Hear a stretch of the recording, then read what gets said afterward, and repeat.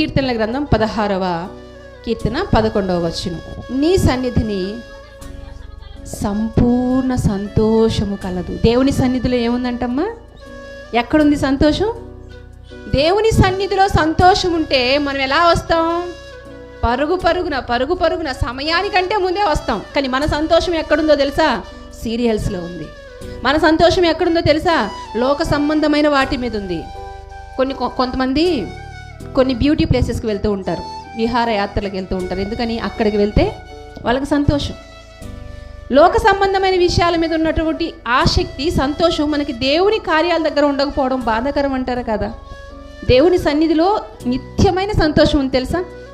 మనకి లోకంలో కలిగే సంతోషం, లోకం ఇచ్చే సంతోషం తాత్కాలికమైనది, కొంతకాలం వరకు మాత్రమే ఉంటుంది. కానీ దేవుని సన్నిధిలో దేవుడిచ్చే ఆనందం, సంతోషం ఏదైతే ఉన్నదో అది శాశ్వత కాలమైనటువంటి సంతోషం.